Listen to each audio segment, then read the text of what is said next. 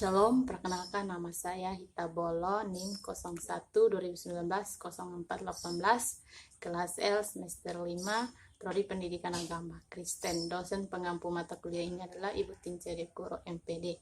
Saya buat video ini guna untuk memenuhi salah satu tugas mata kuliah, yaitu strategi pembelajaran. Yang akan disampaikan di sini adalah strategi penyampaian, strategi pengelolaan, strategi bertanya. Yang pertama adalah strategi penyampaian. Strategi penyampaian merupakan salah satu bagian dari strategi pembelajaran, tentunya memiliki peran sangat penting dalam rangka menyampaikan pesan-pesan pembelajaran kepada pelajar.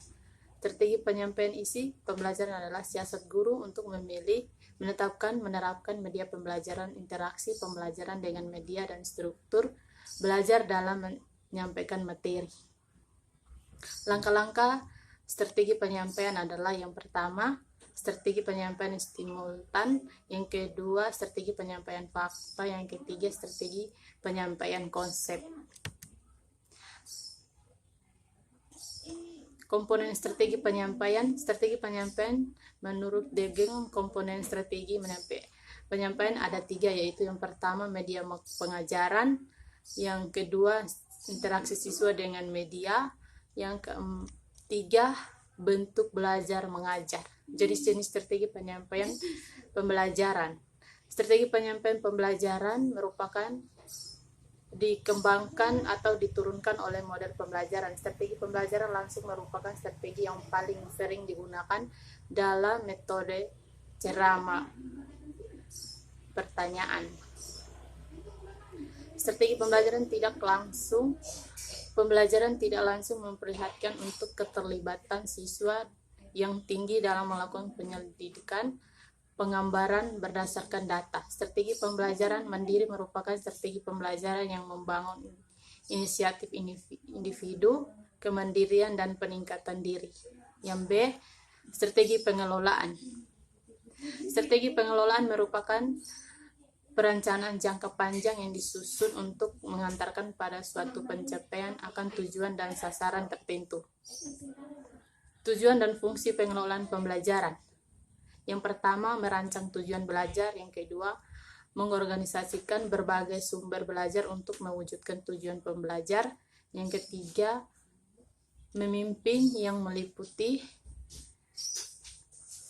yang keempat, mengawasi segala sesuatu apakah sudah berfungsi sebagaimana dan sebelum. Yang berikut faktor-faktor yang mempengaruhi pengelolaan pembelajar. Yang pertama, kurikulum; yang kedua, gedung atau sarana sekolah atau sekolah;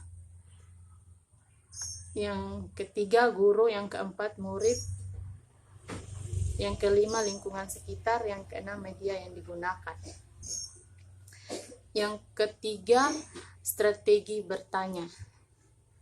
Strategi pembelajaran bertanya merupakan strategi yang ditunjukkan untuk membantu seorang guru atau dosen agar dapat mempresentasikan informasi dalam bentuk respon terhadap pertanyaan-pertanyaan yang telah ditanamkan atau diberikan sebelum kepada siswa atau mahasiswa. Pada hakikatnya, pembelajaran adalah bertanya dan menjawab pertanyaan. Bertanya dapat dipandang sebagai refleks diri keinginan setiap individu, sedangkan menjawab pertanyaan menunjukkan kemampuan seseorang dalam berpikir. Pelaksanaan Attention Student Have. Attention Student Have merupakan salah satu model pembelajaran aktif dari sekian banyak pembelajaran aktif yang dianggap dapat meningkatkan aktivitas dan hasil belajar siswa. Langkah-langkah pelaksanaan Attention Student Have adalah sebagai berikut. Yang pertama, bagikan kartu atau kertas kosong kepada setiap siswa. Yang kedua, meminta setiap siswa untuk menulis beberapa pertanyaan mengenai materi yang sedang dipelajari. Yang ketiga, putarlah kartu sebelum daerah, jarum, dan jam ketika setiap kartu di daerah kepada peserta berikut. Setiap siswa harus dapat memberikan tanda checklist pada kartu itu. Yang keempat, saat kartu kembali kepada penulisnya, setiap peserta telah memeriksa seluruh pertanyaan kelompok tersebut.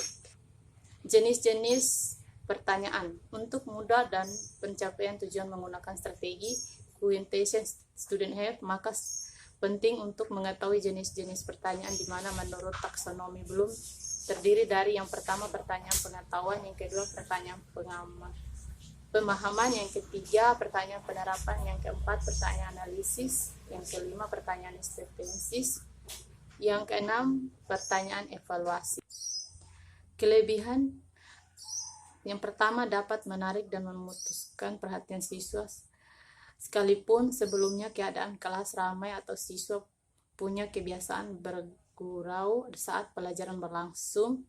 Yang kedua, dapat merangsang siswa melatih mengembangkan daya pikir dan ingatan terhadap pelajaran. Yang ketiga, mampu mengembangkan keberanian dan keterampilan siswa dalam menjawab dan mengemukakan pendapatnya. Kelemahan yang pertama, dapat menarik dan memutuskan perhatian siswa sekalipun sebelumnya keadaan kelas ramai atau siswa punya kebiasaan bergaul saat pembelajaran berlangsung. Yang kedua, siswa merasa takut karena sewaktu penyampaian pertanyaan, siswa kadang merasa pertanyaan salah satu sulit mengungkapkannya.